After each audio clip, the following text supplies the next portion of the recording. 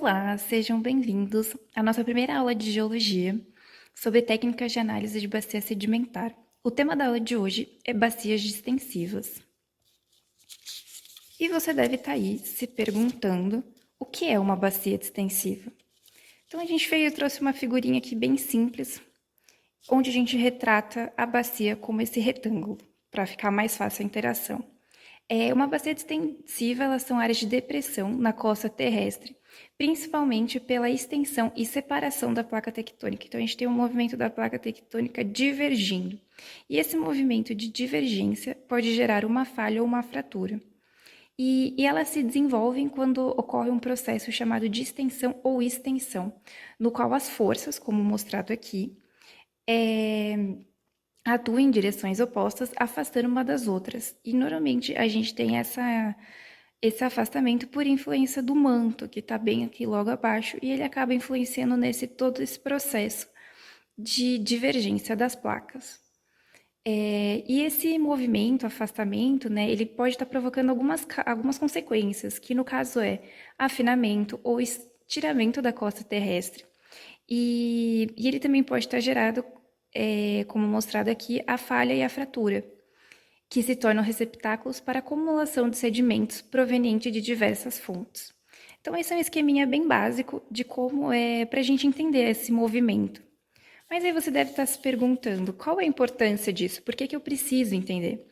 Então, inicialmente, né, tem o fato do registro geológico, preservando as informações sobre as mudanças ao longo do tempo. Nessa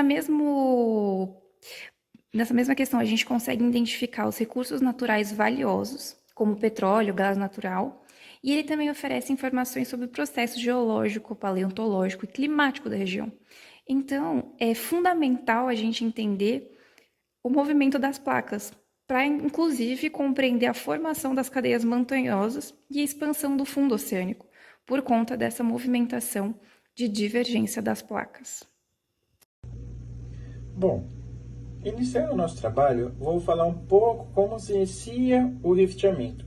Bom, o rifteamento ele é um fenômeno geológico crucial que envolve o estiramento e a ruptura da crosta terrestre por forças tectônicas. E essa ação ela cria uma zona de extensão, sendo o estágio inicial na formação das bacias sedimentares, podendo levar à abertura de novos oceanos ao longo dos milhares de anos, como a gente pode ver no desenvolvimento. Bom, esse processo ele se inicia com a separação e o estiramento da crosta, formando uma zona de rift onde as placas tectônicas elas se afastam. Ou seja, conforme uma placa vai se afastando da outra, vai se estirando a terra como se fosse um chiclete, quando a gente puxa cada ponta do chiclete. Então vai afinando a crosta terrestre. E essas rochas elas são submetidas a forças de tração, criando essas falhas e depressões, que são chamadas de bacia rift, onde vão se enchendo de sedimentos com os aportes que vão sedimentando na região. E essa dinâmica ela é vital para a evolução da crosta terrestre, moldando a configuração dos continentes, as formações das características geológicas dessa bacia. E o início do rifteamento ele é impulsionado, como eu disse, pela divergência das placas e por tensões cruciais, e essa divergência ela ocorre em limites divergentes, ou seja, quando uma placa vai para um lado e a outra placa vem para o outro lado. E eles geram essas tensões que levantam o estiramento da crosta, então ela vai aglutinando, né? Vai formando pequenos dominós onde a crosta ela vai se moldando uma em cima da outra. E resulta nessa ruptura da crosta, formando essa bacia de rift e possibilitando o afundamento relativo. E as fases do rift, como a gente vai ver ao longo do trabalho, incluem o estiramento inicial, a formação de falhas, do desenvolvimento desses rifts e, subsequentemente, a fragmentação da crosta. E o processo se completa com a criação de rifts mais complexos. Como a gente tem alguns exemplos, que o Grande Vale de Rift da África, marcado por atividades de sísmica e vulcões, o Rift de Baikal na Sibéria, que é evidenciado pelo lago Baikal e características geotérmicas. E esses exemplos eles mostram e ilustram a diversidade do rifteamento e o impacto na topografia e na estrutura geológica da Terra ao longo desse tempo geológico. Como citado anteriormente, o riftamento é uma etapa fundamental para que haja deposição de sedimentos e surgimento de uma bacia. Portanto, é de suma importância entender como o rift é formado. Em resumo, um rift é o resultado do processo de estiramento de uma crosta onde se gera uma depressão, no caso uma bacia, preenchida pela sedimentação. Sendo assim, seu principal controle é estrutural e a sua sedimentação é controlada amplamente pela tectônica local. O rift designa-se por uma ruptura à superfície da Terra, ocasionada geralmente por tensões geradas pela ascensão do magma. Se forma à medida que as placas tectônicas se afastam, arrastadas pela astenosfera. A litosfera torna-se cada vez mais fina, fraturando e ocorrendo abatimento relativo do terreno entre os sistemas de falhas mais ou menos paralelos. Portanto, o rift corresponde ao limite construtivo onde tem lugar a separação de duas placas tectônicas. Aqui temos dois exemplos de rift. O rift continental, que é o mais comum, onde aqui temos a ascensão do magma, como eu disse, sobre a litosfera. Aqui temos a crosta continental, no caso a crosta continental vai ficando cada vez mais fina e a sua direcionamento é relacionado em direção às flechas. Aqui no meio temos o Rift Valley, que seria o rift maior, onde vai ocorrer a deposição, e aqui temos os vales com falhas. Agora eu vou explicar para vocês um pouco como ocorre a subsidência nas bacias distensivas. Bom, considerando o sistema crosta, manto litosférico e astenosfera, cada um com a sua espessura, tudo começa com rifteamento. Como já foi explicado, a tensão ela cria uma abertura na litosfera que sinaliza o início de uma bacia distensiva. À medida que o rift se desenvolve, a litosfera ao redor ela enfraquece, levando a uma subsidência inicial. Essa subsidência é resultado do aumento da espessura crustal nas bordas do rift, causando um afundamento relativo dessas áreas. Então, a distensão ela causa a subsidência mecânica na superfície da crosta e o afinamento da placa litosférica, que pode ser medido pelo fator beta. Conforme a subsidência continua, uma depressão começa a se formar na crosta terrestre, caracterizando a bacia distensiva. É neste ponto que a paisagem começa a mudar.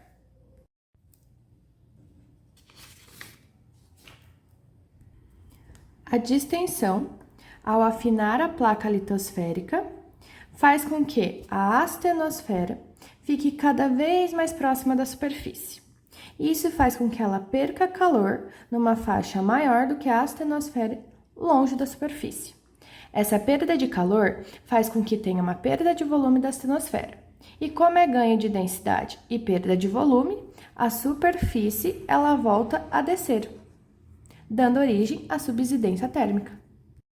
Em seguida, será explicado como ocorre o preenchimento da bacia.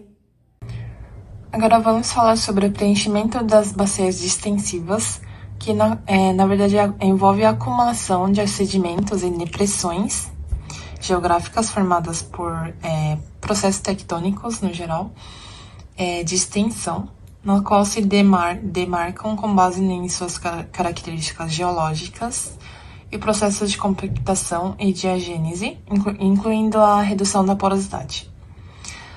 As bacias distensivas se originam devido a processos tectônicos de extensão, nas quais as placas se afastam, criando um espaço para a formação dessas depressões.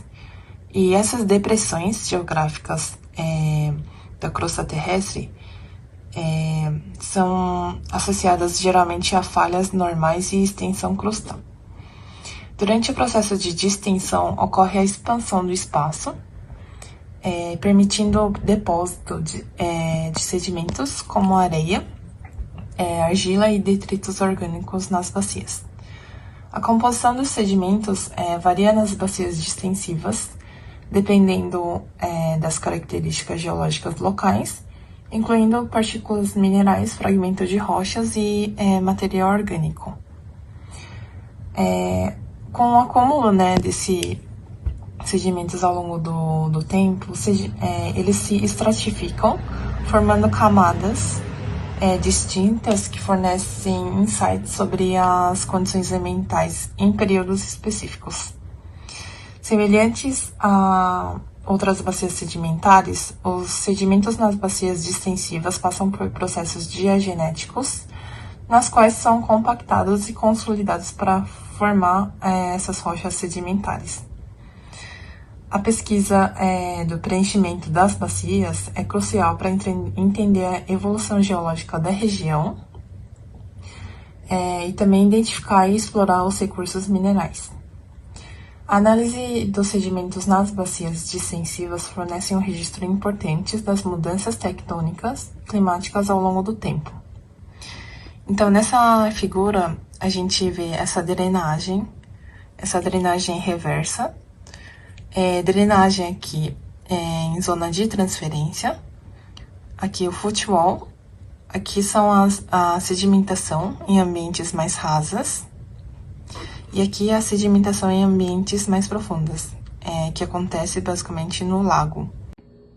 Eu vou explicar então como vai funcionar a evolução temporal de uma bacia sedimentar. E para isso eu trouxe um estudo de caso, a evolução do Atlântico Sul. E eu dividi basicamente em pré-rift, o rift, proto-oceânico e o marinho aberto. Muitos autores eles vão sugerir diversos modelos e teorias para como que acontece a evolução de uma bacia sedimentar. Mas para esse estudo, eu me baseei em um White e Mackenzie de 1989. E é um modelo adaptado de Cainelli e Moriarty que eles fizeram em 1999. Bom, para a primeira fase, nós vamos ter aqui a astenosfera, o manto superior, a crosta e indicado aqui seria o rift. Primeira fase, nós temos então o surgimento termal. Com isso, a gente tem um afinamento tanto do manto superior quanto da crosta continental. E aí vão começar a surgir o quê? As falhas.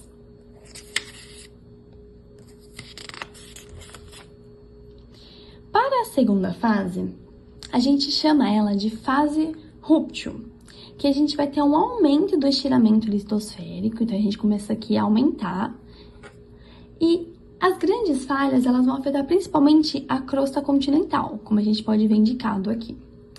A gente tem um esticamento, então, da crosta e uma inclinação assimétrica dos blocos.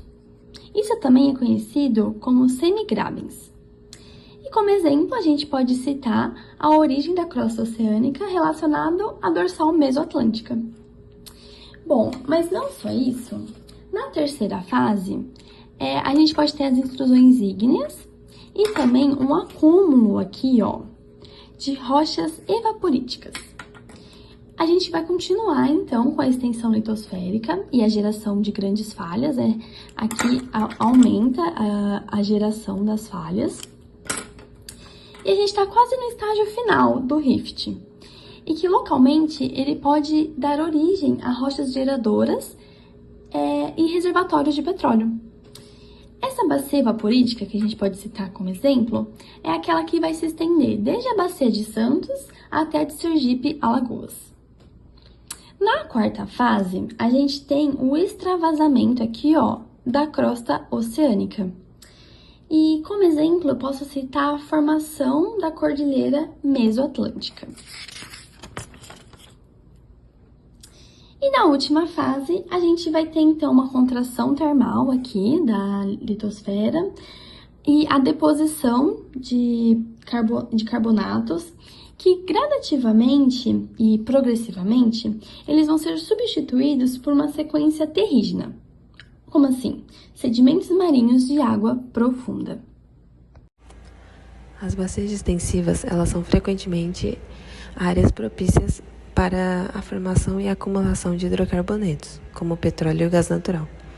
Ele começa com a subsidência crustal, onde a crosta terrestre ela se estende e aí cria espaço para a acumulação de sedimentos orgânicos e inorgânicos ao longo do tempo.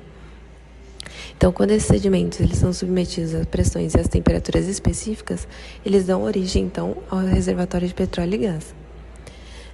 A exploração de petróleo e gás em bacias extensivas, elas envolve várias etapas. Então, primeiro são realizados estudos geológicos e geofísicos para identificar possíveis reservatórios. Depois são perfurados poços de exploração para avaliar a quantidade e a qualidade desses hidrocarbonetos. E depois, tecnologias avançadas como as sísmicas, elas são utilizadas para mapear as estruturas geológicas e otimizar o processo de perfuração. Depois disso tem a extração, que ela é realizada pelas plataformas offshore ou as instalações. E também são levadas em conta as medidas rigorosas de segurança e mitigação ambiental para que evite vazamentos e minimize os impactos negativos nos ecossistemas marinhos. Bom, e já sobre os minerais, as bacias extensivas, elas também são fontes importantes de diversos minerais e a sedimentação ela é contínua, criando condições ideais para a formação de depósitos minerais valiosos. O sal, o potássio, o enxofre e os metais preciosos são alguns desses exemplos de minerais encontrados nessas áreas. A mineração de minerais em bacias extensivas, ela envolve tecnologias específicas, muitas vezes incluindo a extração submarina. Então, os equipamentos submarinos, como as dragas e os robôs, eles são controlados remotamente e são utilizados para a realização de operações de mineração em ambientes submarinos profundos. E aí, então, é importante fazer uma gestão adequada dos resíduos e o controle ambiental para também mitigar os impactos adversos na biodiversidade marinha. Bom, pessoal, mais uma aula chegando ao fim. Espero que vocês tenham gostado do conteúdo, aprendido um pouquinho mais sobre bacia extensiva. E fica aí a dica do nosso canal se quiser aprender mais sobre geologia. E obrigada a todos!